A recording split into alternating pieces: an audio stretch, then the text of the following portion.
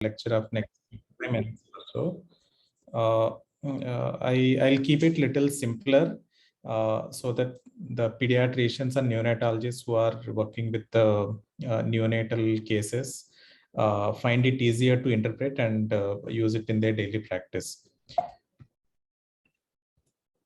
So I'll just briefly cover about the what are the common sequences of MRI that are used in the newborns, and a little bit on just understanding the important structures in the neonatal MRI brain and the common examples of abnormal MRIs that will be useful to you. So just starting with 3-4 common sequences that we employ in the neonatal brain MRIs. So the T1 and T2. So how do you identify these sequences? So as you can see in the T1 weighted images, the mainly you need to look at 3 things. How is the cortical gray matter? As you can see this ribbon of cortex, this is little grayish, and the white matter, which is little brighter, and the CSF. So always look at these 3 structures to identify what sequence you are looking at. So the T1 weighted images have CSF, which is darker. White matter is brighter than the gray matter. And the T2 weighted sequences are opposite of that. The CSF or any water containing spaces will look bright on T2. And the cortex has almost similar intensity, but the white matter is looking darker in T2. So these are the almost universal sequences that are used. Then coming to the next commonly used sequence is FLAIR, although not very helpful in neonatal cases.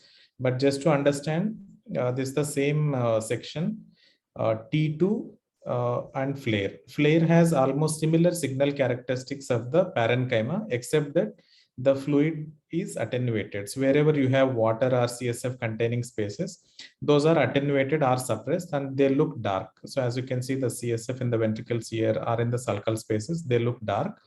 Rest, the parenchymal signal is same as T2. So the white matter is darker than the gray matter. What is the purpose that we use FLAIR for? Especially in those areas where there are parenchymal abnormalities next to the CSF containing spaces. So if you look here, you can see this bright area next to the occipital horn of left lateral ventricle and some bright area here. But the same lesion or signal change in the T2 sequence, it may not be very apparent. Sometimes it may be missed. So this is the purpose of FLAIR, to highlight the parenchymal areas which are abnormal and next to the CSF spaces. And also based on the signal characteristics, sometimes we may identify it as a cystic space or cystic lesion, solid lesion, or solid cystic, and so on. So we have looked at T1, T2 and FLAIR sequences. So just again reiterate, because some of you may not be routinely looking at the scans, rather looking at the reports. So I would urge that keep looking at the scans. Don't look at the report in the beginning. Then whatever you find abnormal, then you look at the report and discuss with your radiologist. So T1, bright white matter, slightly darker gray matter, and CSF is dark.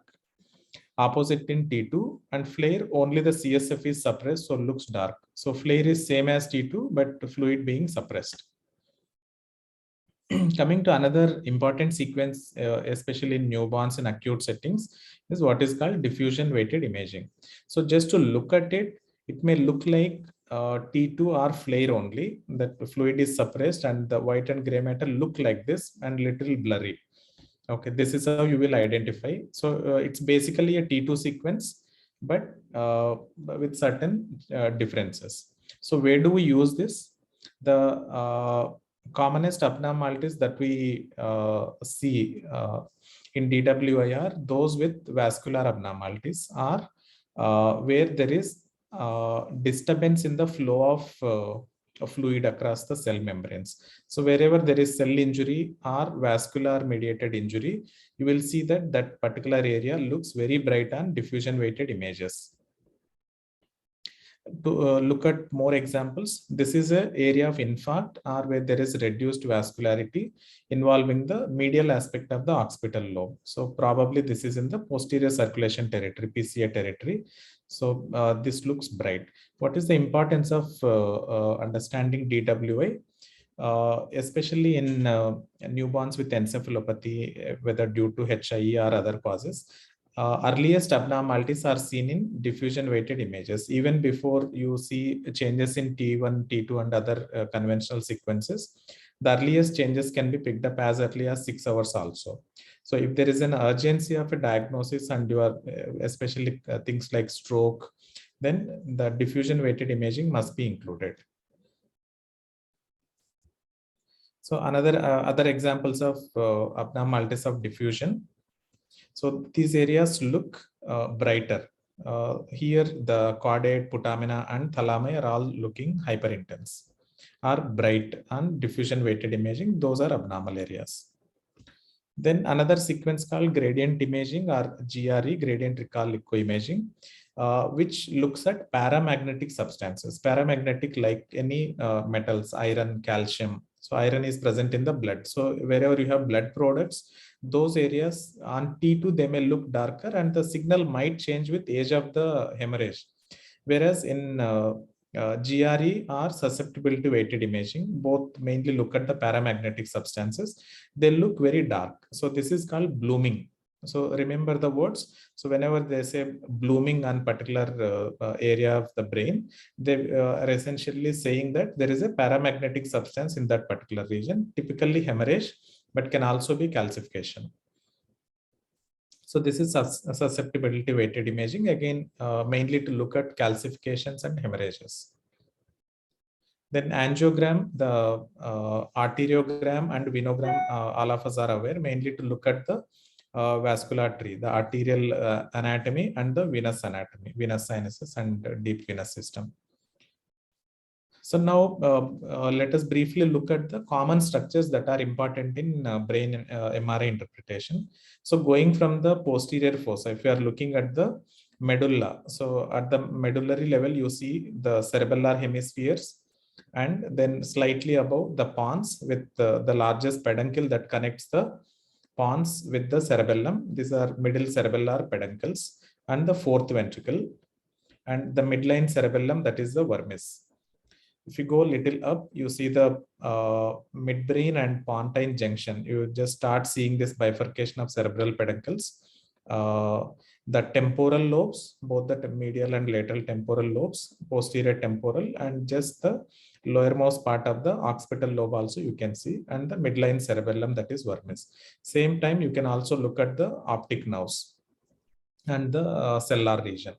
Little above, you can start seeing, you will start seeing the basal ganglia, the caudate, putamina, and the thalami, then the parietal, occipital lobe and temporal lobe, and basal regions of the frontal lobe. As you move up, you can see predominantly the frontal lobe, which is the largest lobe. Then the sulci, not clearly shown here, but the Sylvian fissure and central sulcus can be appreciated.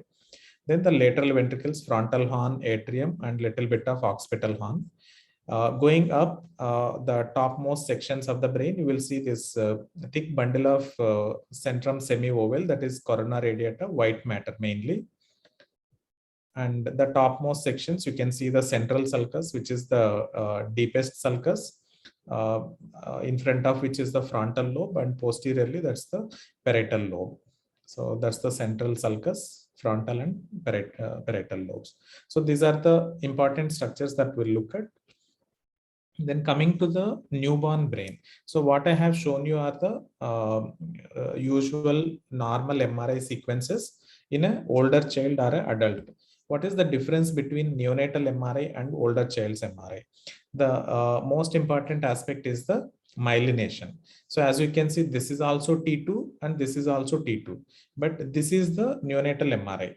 T2 sequence. So what is the difference? As you can see in older child who has a myelinated white matter, because of increase in water, it looks darker. increase in fat content due to myelination, it looks darker.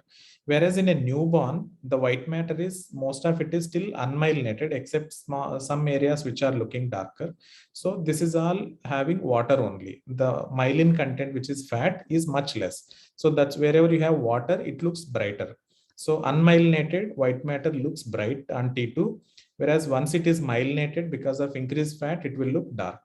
So in a newborn, these things may be little confusing in the beginning, but look at the CSF spaces, the ventricles, subarachnoid spaces. These are bright, and this is T2 sequence. So only structures which are myelinated in a term newborn will be the posterior limb of internal capsule. As you can see here, there's a dark slanted line, and some more structures that I'll come to in the next slide. Whereas T1, because the white matter is still unmyelinated, it will still look little darker as compared to older child's MRI. Again, the myelinated structures will start appearing bright on T1 and dark on T2. So this is a normal T2 and T2 sequence of a newborn, term newborn. Also, you can start seeing some optic radiations also just started myelinating. So these are the three structures that you need to remember when you look at the neonatal MRI. So this is a T1 sequence. All the sections are T1 only. And these bright areas on T1 are the ones which are myelinated. So as you can see in the top sections, the white matter around the central sulcus, the pericentral white matter, which is myelinated, so looks bright, which is normal. And the posterior limb of internal capsule, this bright slanted area, that is also myelinated, so that looks bright. And the posterior fossa, the dorsal aspect or posterior aspects of the brainstem, has the myelinated tracts, and the cerebellar peduncle, which is this slightly rounded structure, that is also myelinated. So remember these 3-4 structures which are normally myelinated at birth.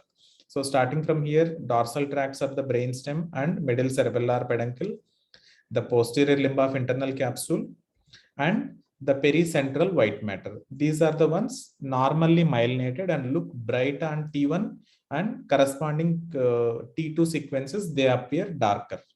So that is normal. Now let's move to the abnormal MRI. So what are the situations that we do MRI in a newborn? The commonest ones are the hypoxic ischemic injury, either suspected, or if you want to confirm or prognosticate, you would do an MRI, followed by infections, metabolic disorders, and all other conditions, vascular, connectors, malformations, myelination abnormalities. So these are the common spectrum of conditions that we see in newborns.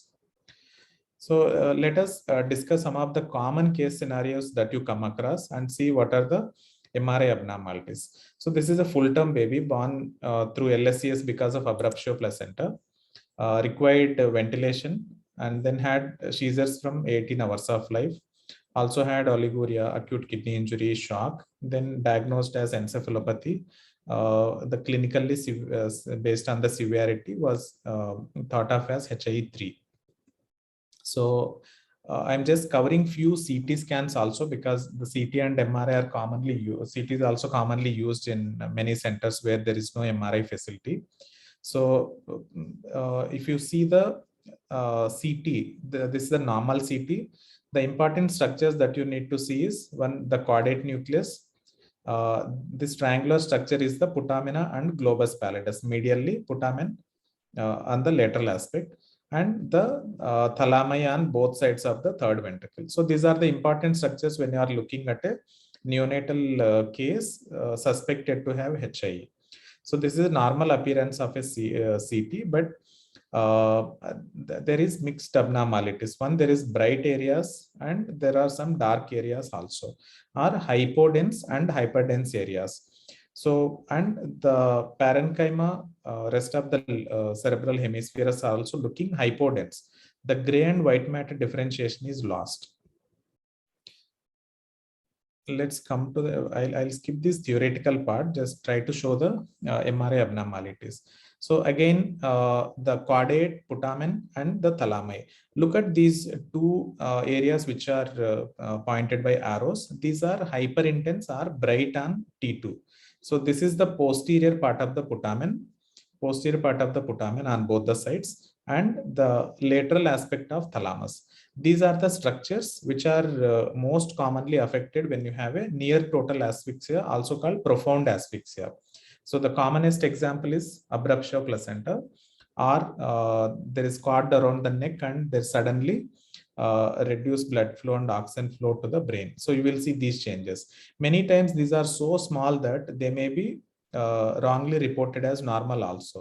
So just look at these areas. If you are suspecting asphyxia, never miss looking at basal ganglia and thalami. So within first day, you may just see T2 hyperintensities. And between third day to fifth day, you will see maximum abnormalities are most prominent abnormalities on MRI. And beyond first week, you may see the diffusion abnormalities resolving and see changes only on T1 and T2. Again, just a zoomed up image of diffusion weighted images. As we discussed earlier, all the regions which are bright and DWI, diffusion weighted images, this is the putamina and the thalami. Although this is more than what I have shown in the previous scan, previous image, the lateral aspect is predominantly affected and the posterior part of the putamen is predominantly affected. So this is profound asphyxia or near total asphyxia. Then another sign called Plick sign, which is nothing but loss of normal Plick signal. So as you can see, normally in T1 weighted images, you will see this bright Plick, posterior limb of internal capsule, which is normal. Whereas if you see here in T2, normally it should be dark. T2 myelinated Plick, it should look dark. Here it is looking bright. And in T1, it should be bright, whereas it is dark here. So there is loss of normal signal of Plick, which should be bright on T1 and dark on T2, that is reversed. This is called Plick sign. This is best detected at the end of the first week, but can be seen within first 24 to 48 hours also. So any abnormal signal intensity on either side of Plick, on either side, you can see these structures, that is lentiform nuclei and the thalami, to identify this sign. So the other one I have already shown, the basal ganglia and thalamic changes, the hyperintensity in the lateral aspect of thalamus and predominantly posterior part of the putamina. Again, same changes in another scan. So that was a case of profound asphyxia, near total asphyxia. Let us look at another case. This baby again born full term due to PROM, spontaneous delivery, but had foul smelling liquor. Developed respiratory distress at 12 hours, then X-ray showed pneumonia, developed hypotension, apnea, shock, required ventilation, inotrope support. And then by third day, second or third day, baby was extubated, but still encephalopathic on day 4. So just remember the clinical scenario where we are doing the scan. So what do we see here?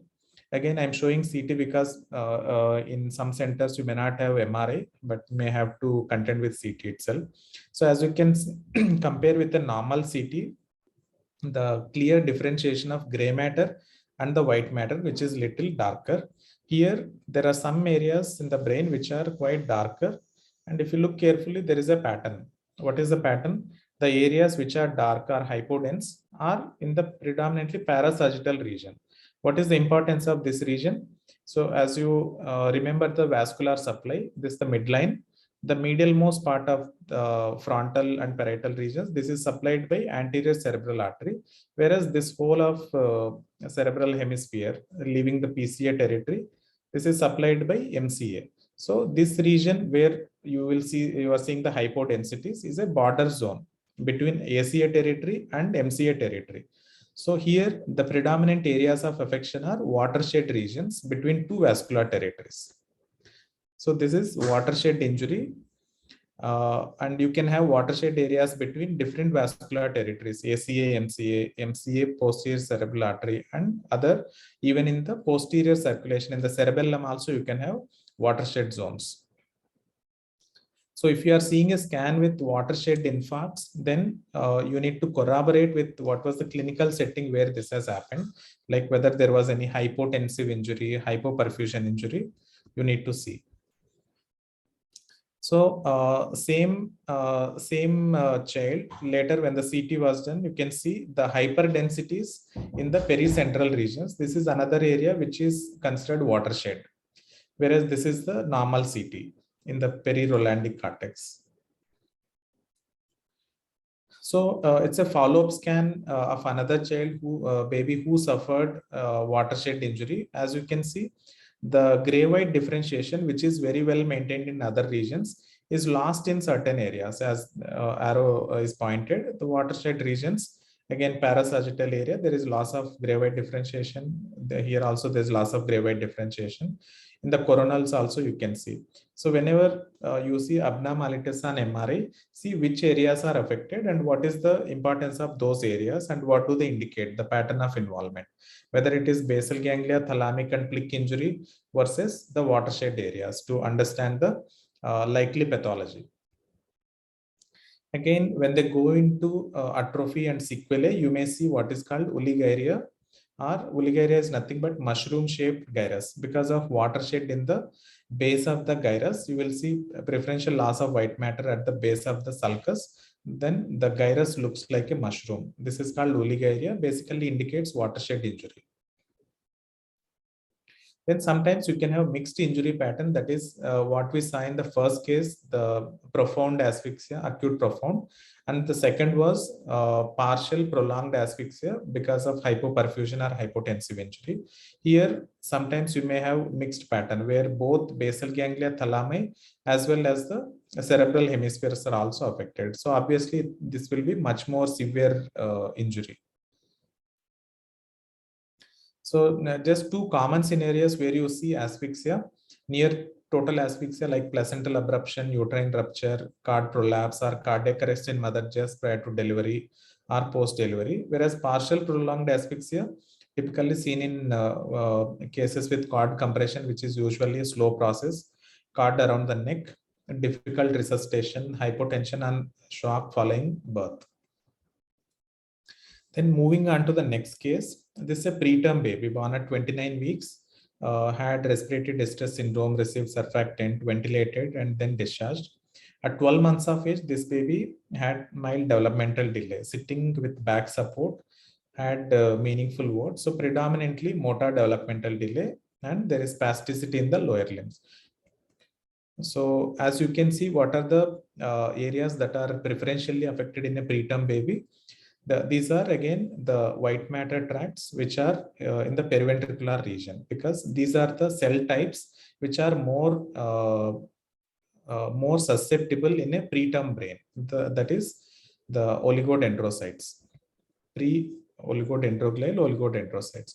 So as you can see in the CT, the acute CT, you can see the hypodensities involving predominantly the parieto-occipital regions.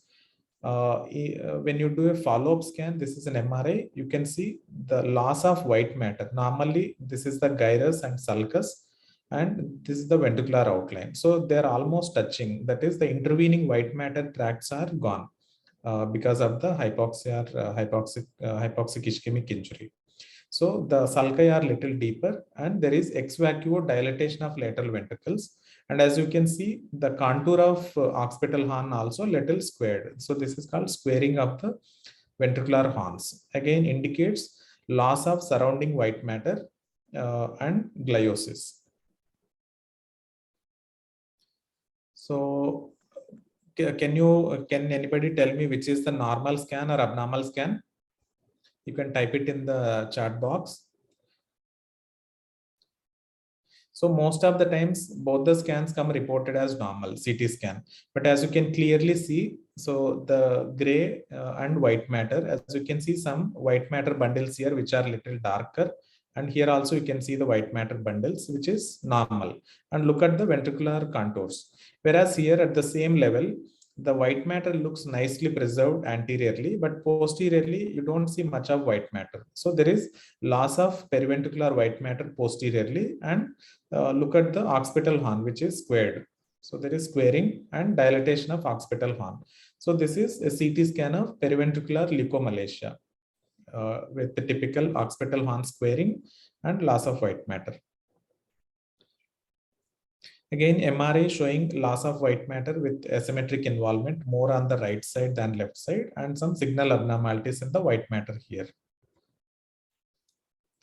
Now coming to the use of MRI in predicting outcomes in a neonatal HIE, because HIE I think is one of the commonest indication why we do MRI in a newborn baby.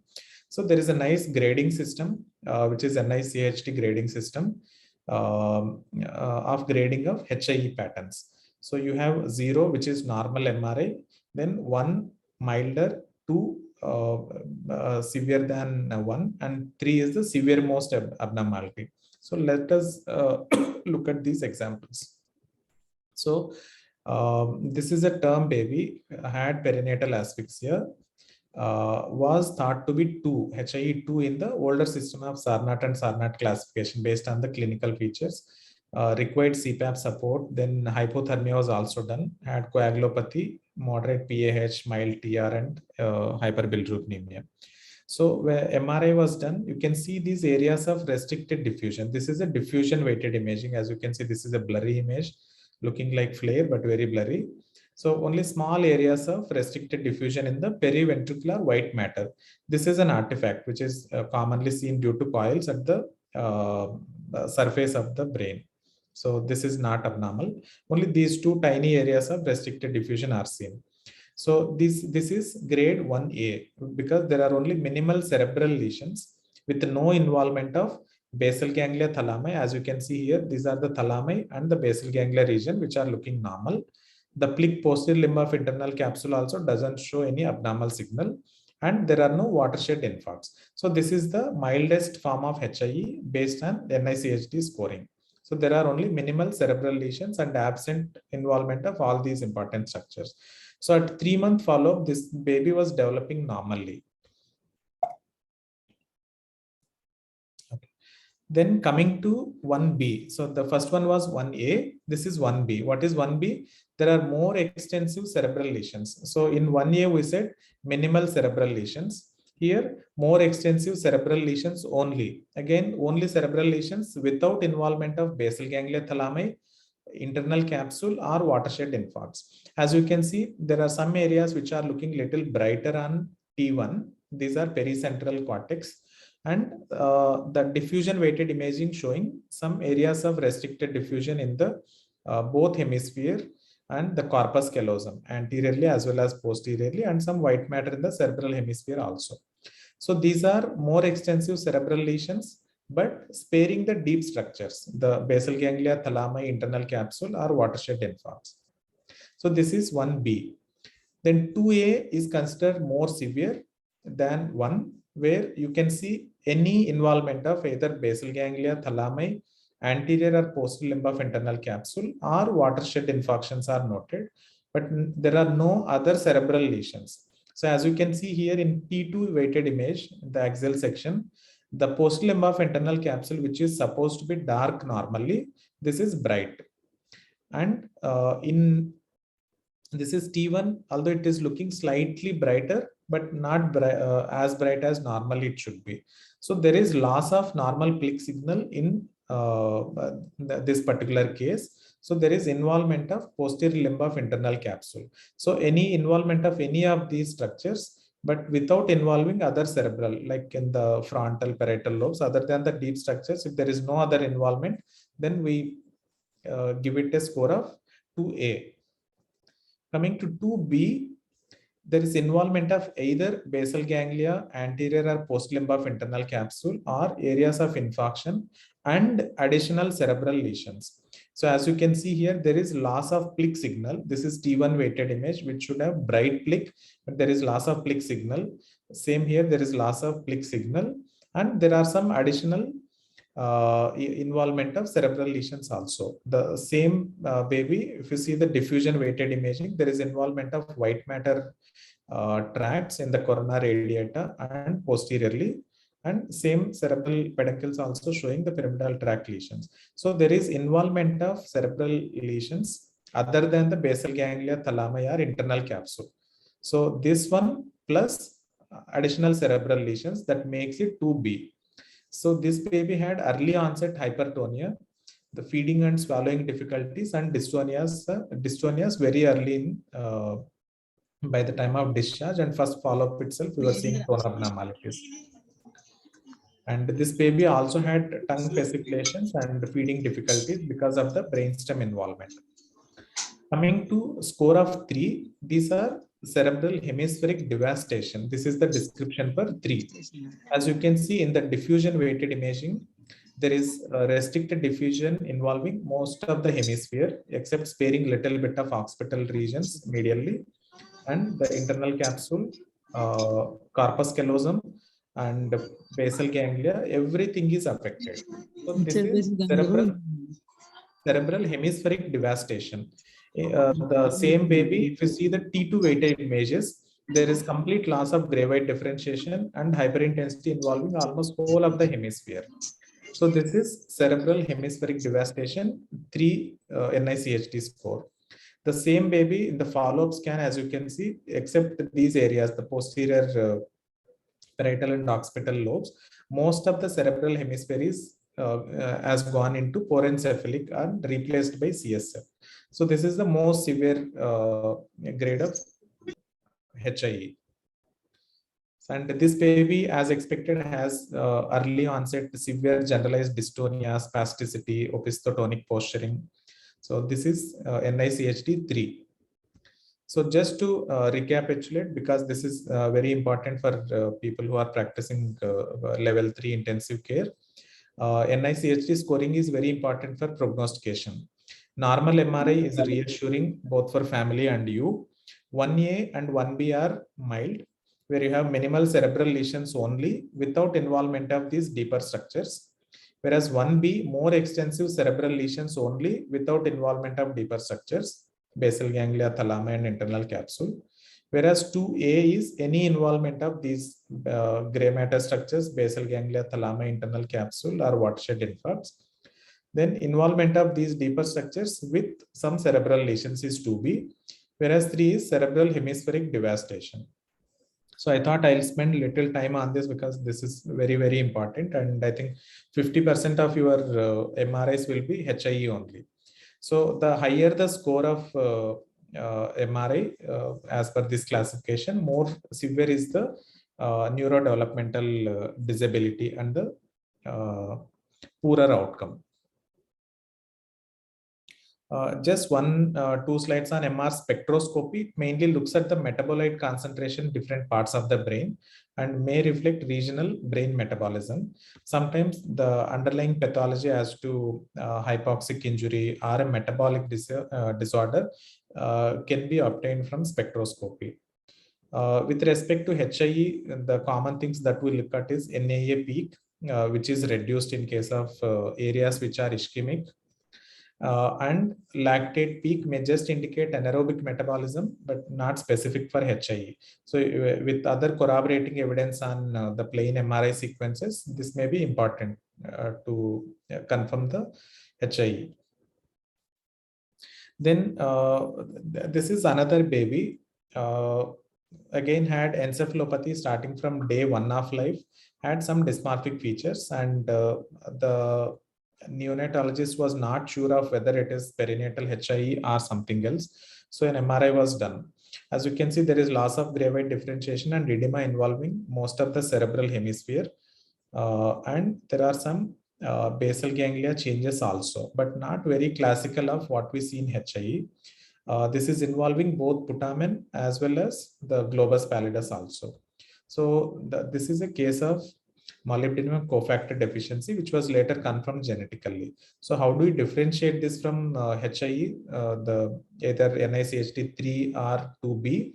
One, involvement of cerebral cortex as well as subcortical areas are predominantly affected, and basal ganglia, both globus pallidus and putamen may be affected. And you can have biochemical evidence in the form of uric acid and homocysteine also being low to suspect molybdenum cofactor deficiency and sulfite oxidase deficiency. Both are in this same pathway.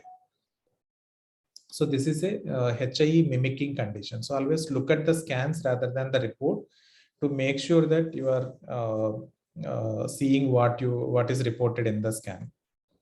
So, and any newborn with hyperammonemia can also have changes which may mimic HIE. So, if you don't have clinical corroboration as to whether this is HIE or not, always remember these conditions. Then if you have the baby who is encephalopathic from day one, these are the things that you need to suspect clinically. This may be major malformations or hindbrain malformations or genetic and metabolic disorders starting very early in life, PDH complex deficiency, NKH. Very rarely HIE, although they do become encephalopathic from day one. But if right after birth, if they're encephalopathic and there are no definite intrapartum events, you will suspect other conditions which may mimic them. So this is a baby born to third degree consanguineous parents. Was from birth itself, baby was lethargic, not feeding well, and had recurrent apneas requiring ventilation. Again, limb movements were present anti-gravity, but was very hypotonic baby with intermittent apneas. So this is a term baby with repeated apneas and encephalopathy from day one. Although HIE would be one differential, but always remember not all neonatal encephalopathies will be asphyxias or HIE. So the initial metabolic workup was normal, urine organic acid, TMS, and CSF, everything was normal. And this baby, I think the video is not playing, but there was irregular breathing and baby pausing breathing for 8 to 10 seconds intermittently. So the MRI, can anybody identify? It's already labeled, but look at the brainstem. This is called molar tooth malformation of the brainstem, seen with Joubert syndrome. Although typically they come to attention little later in life, in infancy and later because of developmental delay. Neonatal presentations with apneas and respiratory irregularities and hypotonia are also known. Then this is another baby born to third degree consanguineous parents, full term, good birth weight, cried immediately after birth, but had poor sucking and weak cry from day one. So just looking at the photographs, can anybody identify if there are any abnormalities? So definitely baby cried after birth, but has been hypotonic and poor cry from there onwards. So hyporeflexia and some dysmorphic features. As you can see, there is inverted V-shaped upper lip. The fontanelle was broad. The forehead is high forehead and very hypotonic, almost like a baby who has neuromuscular weakness. But this baby has good anti-gravity movements when stimulated. Otherwise, it was looking like a floppy baby and encephalopathic also. Generally, those with neuromuscular disorders, they'll be more alert, although they are weak. So the imaging, those who can identify abnormalities, they can keep posting in the chat box. So two findings which are very important: compare the cortex in this part of the brain with this part of the brain. So as you can see, there are multiple small gyri in the region around sylvian fissure, as compared to smooth, thin cortex in rest of the brain. So these are the abnormal areas which are polymicrogyria. So on both the sides and around the sylvian fissure, you can see multiple small gyri. This is polymicrogyria. And another finding is the cystic lesion just around the frontal horn. So these are subventricular cysts or periventricular cysts around the frontal horns and polymicrogyria in the perisylvian regions. Same higher section, as you can see, little bumpy cortex, which is slightly thickened as compared to rest of the frontal lobe. So this is polymicrogyria. So if you have this combination of polymicrogyria and subventricular cysts, the first differential you should be thinking is peroxisomal disorder. So with that dysmorphic features and this MRI, Zellweger syndrome was suspected and later corroborated on biochemical testing of VLCF, very long chain fatty acids also. Okay. How much time do I have, Dr. Arshi? How many more slides, sir? No, I think I have another 30 odd slides. So depending on the time, I can go to the important ones. So we can take another 20-25 minutes, not an issue. Okay, sure. So it's a 3-day term baby with good birth weight, born to primary mother and LSCS because of oligohydramnios. And baby cried immediately after birth, but registration details were not known. Then baby was shifted to mother's side, started feeding. At 20 hours of life, baby had excessive cry and poor feeding. So this is towards the end of first day. And after 10 hours, baby had 3 episodes of seizures, then treated with anti-epileptics. So again, the end of first day, baby becoming encephalopathic and having refractory seizures. So very early onset seizures, encephalopathy, but no apparent intrapartum events. Again, difficult to think of asphyxia with no intrapartum events, baby well for few hours and then start worsening. So again, MRI gives us clue. As you can see, there are subventricular cysts and loss of white matter, and even the corpus callosum also looks very thin, and some abnormalities of the cortex and subcortical white matter. So this constellation of findings of subventricular cyst, loss of white matter, all these things indicate that something has started in utero, because we are seeing this MRI on day 2 of life, and the cyst can't form in one day, and white matter loss also can't happen in one day. So this is in utero onset disease. So any baby who becomes encephalopathic from very early in life, but there is no obvious history or corroborating evidence for asphyxia, always think of conditions which start in utero, and this is one of those conditions: pyruvate dehydrogenase complex deficiency. Then the other common situation is where babies become encephalopathic between day 2 and day 3, well on day 1 or day 2, and later they may become encephalopathic.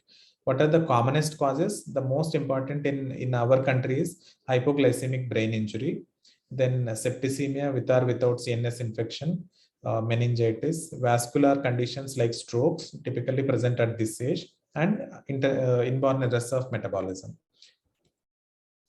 So can anybody identify what is this? This is one of those term baby, but born IUGR, becoming dull, poor cry and seizures on day 3 of life. So this is diffusion weighted imaging showing areas of restricted diffusion, which are bright, predominantly affecting the parieto-occipital regions. So the occipital and parietal, and the corpus callosum, splenium of corpus callosum here. So this is a classical pattern of hypoglycemic brain injury, mainly affecting the parieto-occipital regions. And in the follow-up scan, you can see loss of white matter and some gray matter also in the parieto-occipital regions. Typically, the medial occipital areas are affected, and ventricular dilatation also. So even if you see this pattern of injury in the follow-up and you don't have an acute MRI, still you can suspect that baby might have suffered hypoglycemic injury. And hypoglycemia is one of the very devastating causes of neurodevelopmental disabilities in our country, with very, very variable spectrum of severity. As you can see, again, it is presenting something like periventricular leukomalacia with squaring, cystic changes here. And sometimes more severe ones can have just holes in the occipital lobes. These are very severe injury with the porencephalic cyst in the occipital lobes. And this is the entire spectrum. You can have very restricted involvement of predominantly one side of the occipital lobe, bilateral occipital and corpus callosum involvement of even a frontal white matter, and much more extensive involvement of white matter of entire hemisphere. So this is the different severities of hypoglycemic brain injury and their corresponding follow-up scans also. You can have either a very faint white matter signal in the occipital region. They just present with either vision abnormalities or epilepsy only. Then bilateral involvement, cystic changes, the holes in the occipital area, and much more extensive injury. So this is the whole spectrum depending on the duration and severity of hypoglycemia. Then coming to those newborns who become encephalopathic between day 3 and day 5, little later in the early neonatal period.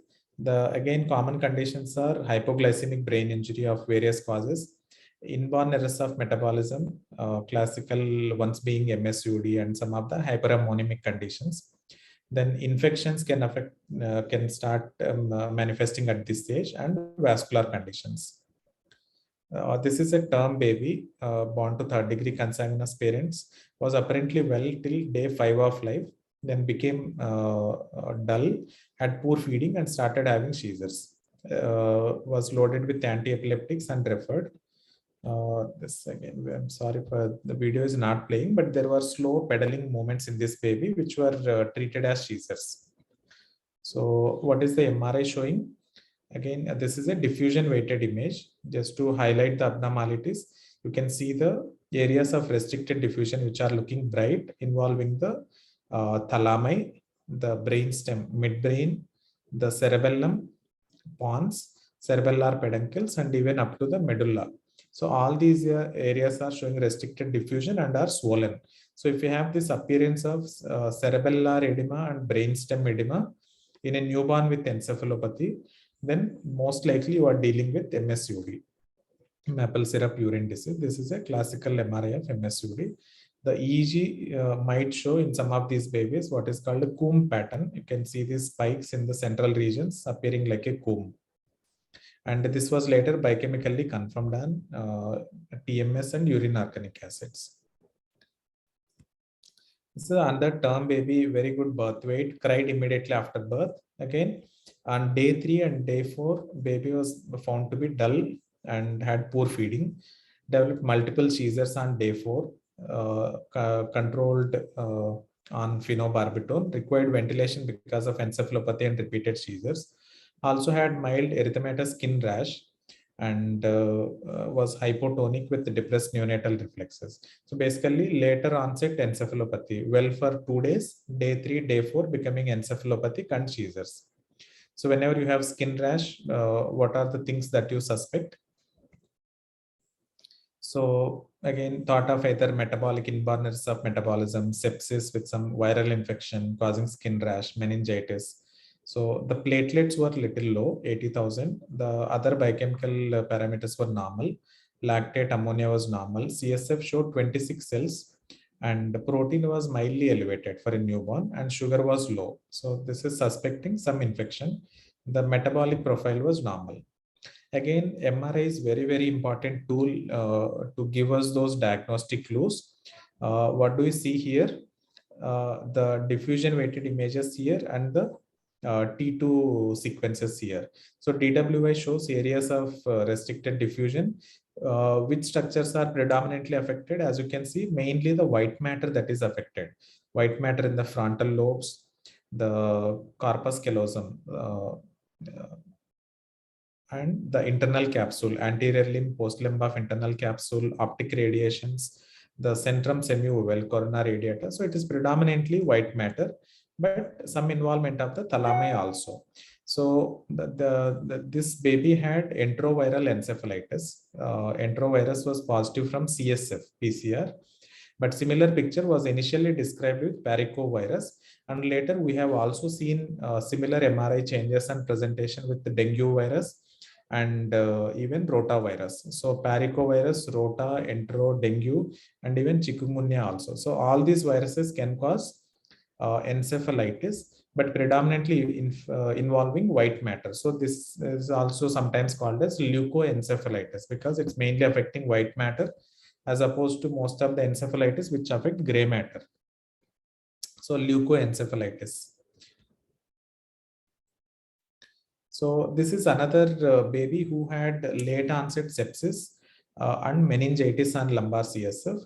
But later, because of encephalopathy, head growth not being adequate, underwent MRI. So what do you see here?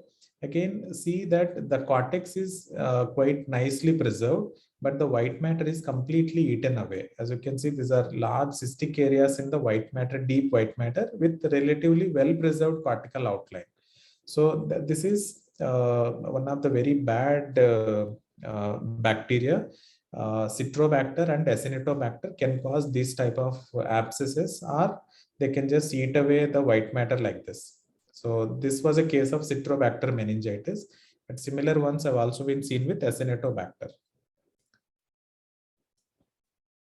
Then when you have a newborn with encephalopathy and refractory seizures, what are the conditions that you need to suspect? So this baby, what do you see here? So there is alopecia, significant alopecia. So if your newborn has refractory seizures and alopecia, what do you suspect?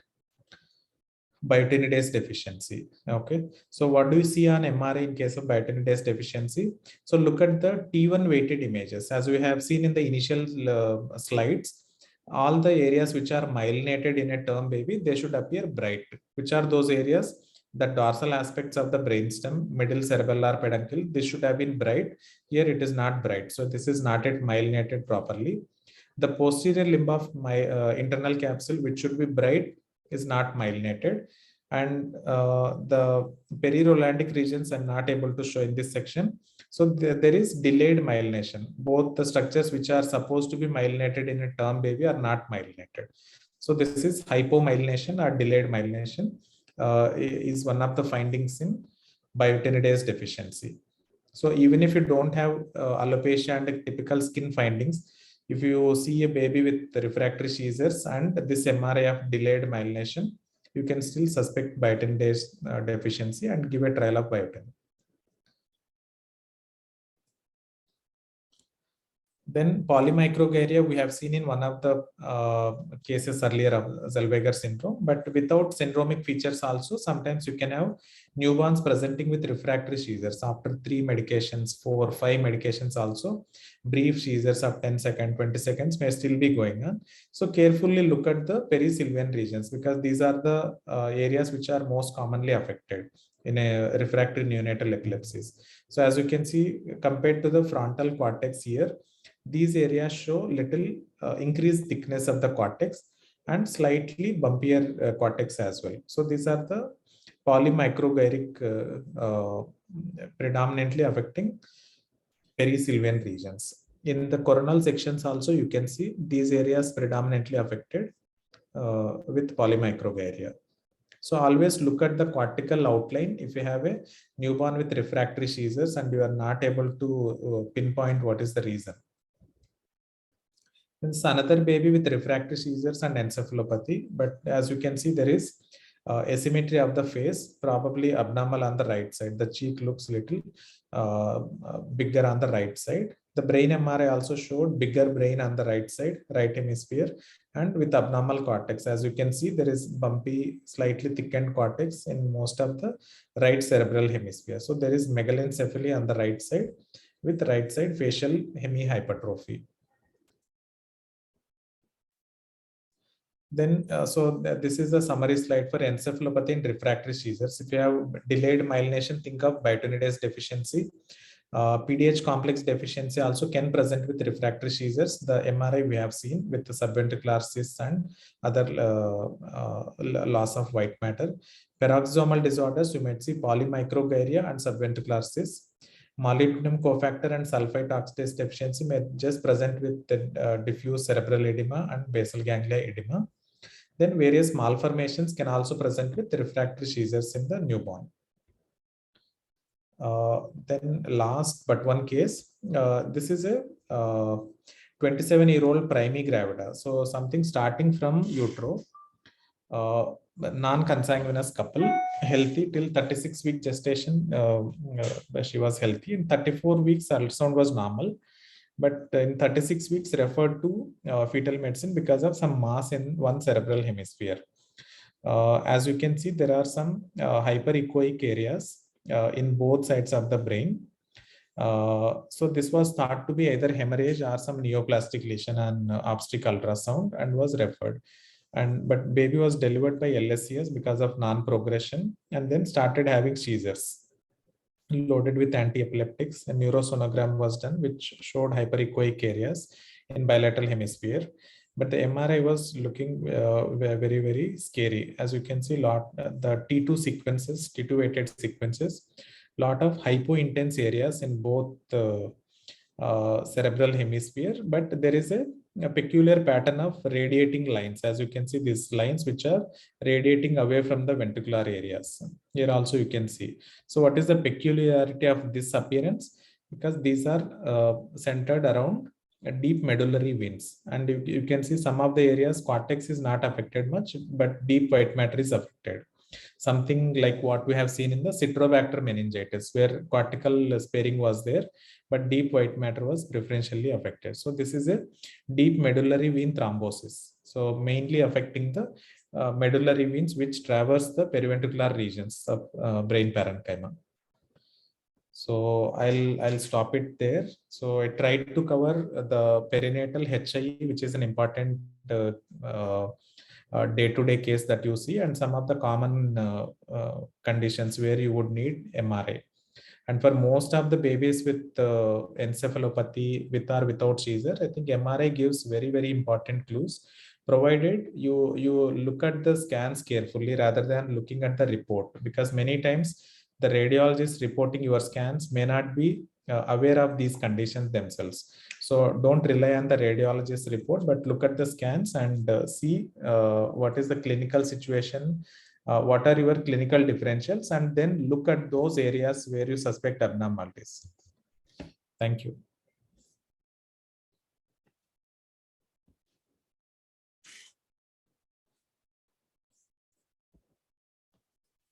Thank you, sir, for that very illustrative talk. And I think, Dr. Akash, can we take up the questions now? Yes, ma'am, please. So there are a couple of questions posted in the chat box. I'll first read them out. So one of the questions is, what is the difference between DWI and diffusion tensor imaging? Okay. And the other part is, what is the best time for MRI in HIE to have maximum PP positive predictive value in diagnosis? Okay.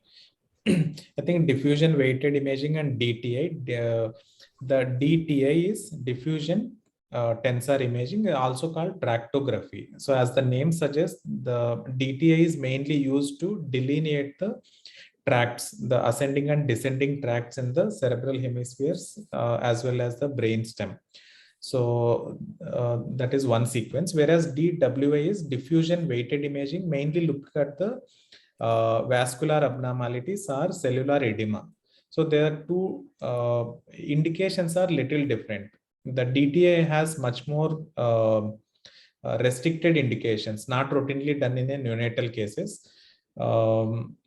Although it is done in trial basis, if I am right, to predict the amount of white matter loss and the subsequent motor outcome. So for newborn HIE, DTA is not routinely used, whereas DWI, because the abnormalities become more apparent or easily identifiable, that is commonly used.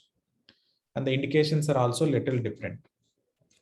The second question was about ideal time for imaging in a HIE. So the cerebral edema of the affected areas in HIE becomes maximum between day 2 to day 4.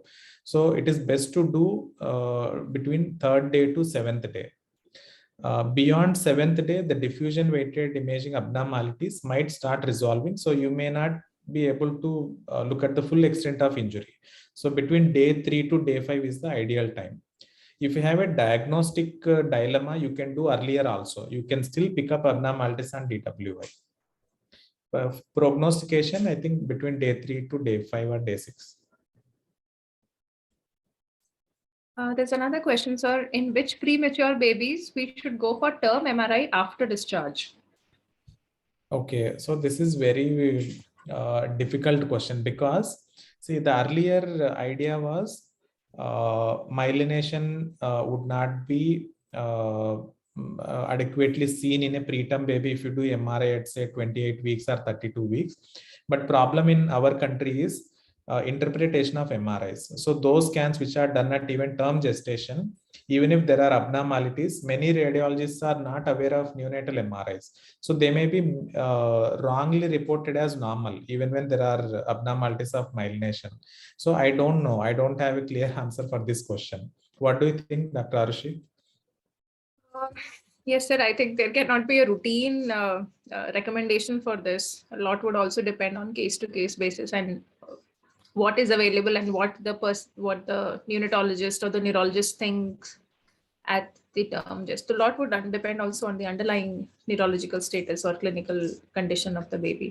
But you're right, sir. A blanket recommendation cannot be made in this particular aspect. According to the latest American Academy of Pediatrics guidelines, which was published last year, they say that if the neurological examination at discharge is abnormal, or if there are persistent abnormalities in serial neurosonogram, those are the babies you should do MRI at term accurate, but definitely not as a blanket for all. Yeah, I think look at why we are doing that will tell you. Suppose if you already know that this preterm baby has suffered a lot, had a stormy neonatal course, there is developmental delay, you can wait. Or if there is a dilemma about the diagnosis and want to look at the severity, you can do it at any time. But remember that you need a good radiologist to report your scans. Very true, sir. There's one more question about the DWI, so that do we routinely need ADC sequence? Ideally, yes, because many times you need to corroborate and both the sequences to see that it is truly restricted diffusion. So it is always advisable to do both. There's another question that in neonatal status, when should neuroimaging be ideally done, especially MRI? Neonatal status epilepticus. Status epilepticus, I suppose. I think if you know the diagnosis, you don't need to do. Suppose you know there is documented asphyxia, I had metabolic acidosis, kidney injury, you know this is HIE, you don't need an MRI to manage status. Whereas if you don't know the diagnosis, I think whenever it is feasible, if the baby is stable enough to be shifted, you should do it. Because as you saw many cases, imaging is very, very crucial when you are looking at encephalopathic baby with or without seizures. You can look at malformations, need clues for underlying inborn errors of metabolism. So it is important. So do whenever is feasible. Right. Do leukoencephalitis of viral etiology has favorable outcome? Yeah, this I don't have a clear answer. We have about 7 or 8 babies whom we are following up. We have a very mixed picture. Some of them are mildly delayed in terms of development, but some of them are also very severe. One baby at 2.5 years is severely disabled, not having neck holding, with cerebral vision impairment. So we don't know. But looking at the pattern of involvement, I think if they have thalamic injury, the post limb of internal capsule is involved, I think they tend to have more severe outcomes. We don't have very large number of follow-ups to give a uniform outcome, but I think in many babies it has significant impact. How often are you able to prove a viral etiology in the neonatal age group? So what are the common etiologies that you get to prove?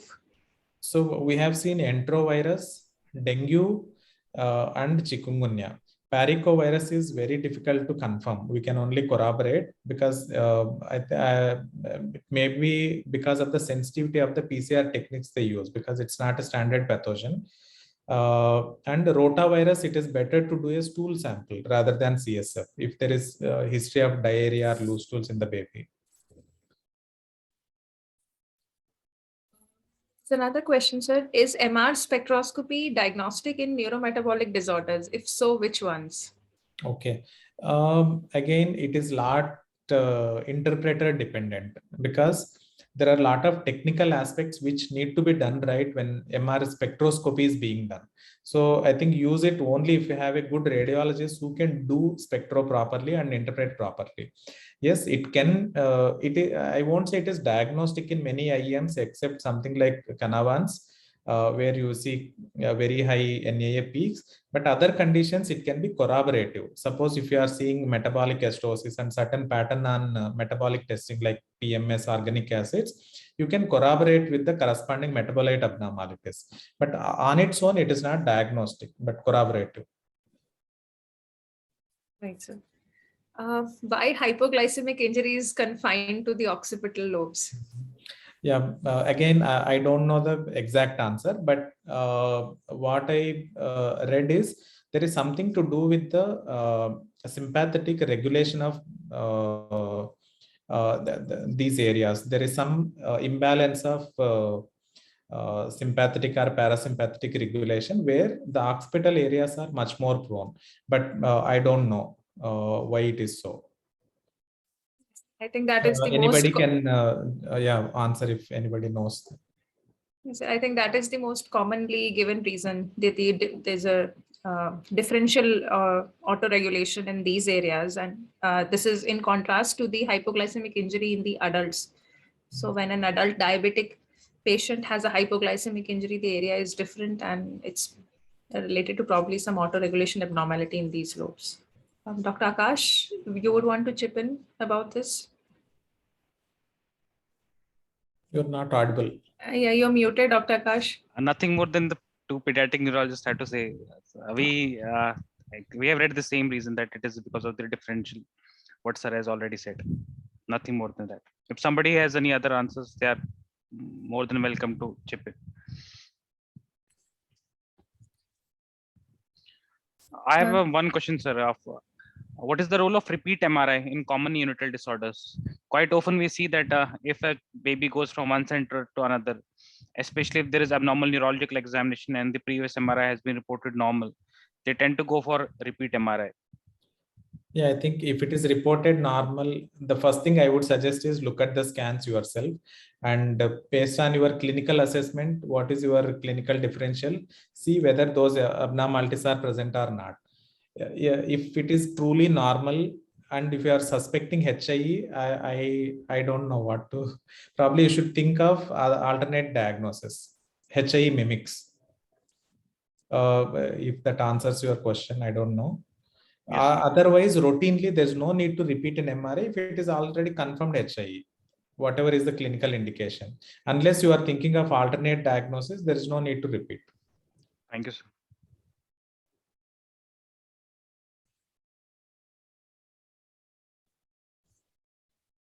I think those were, sir, you've answered all the questions which were put up in the chat box. If anybody wants to ask a question here, I think that is also possible.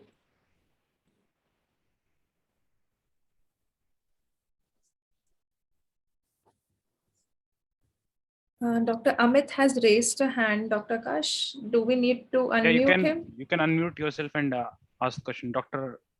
Amit, please ask your question. Sir, I would want to know that this MRI scoring, is it dynamic? Does it go, I mean to say, does it reverse also? If it is, if you have detected at a higher stage, say stage 3, do we see it reversing also as the baby grows? Reversing means these are all acute MRIs. As you can see, the main idea here is to prognosticate in the acute setting. So if you have an encephalopathic baby suffered HIE, the family is eager to know how severe is the brain injury. You need to prognosticate. So there is no data on what happens serial images like 1 week, 2 weeks, 3 weeks. There is no data, but there is now good enough data on what happens to them in the long term. Say at 6 months follow-up, 18 months follow-up, what happens to them. And there are 2 papers that I have quoted from Shankaran et al. And another study where they have looked at the prognostic value of the scoring. That one is milder, 2 tend to have the mortality risk is higher in 3 and 2B. So like that. So it has a good prognostic value. So it's only a spot prognosis. There is no role of any repeat MRIs to evaluate the further prognosis, whether the child is having reversal of the changes. No, but I think logically, most of these babies, when you do second MRI, you will see gliosis or some signal change in the same region. So even if they have not done an acute scan, if I see a 1-year-old coming with developmental delay, and if I see changes in plic, thalamic, and putaminal injury, I would still prognosticate the same way. Thank you.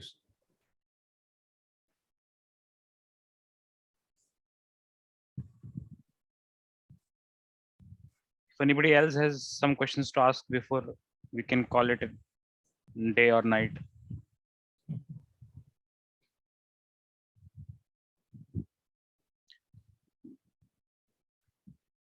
I think, sir, we have no more questions.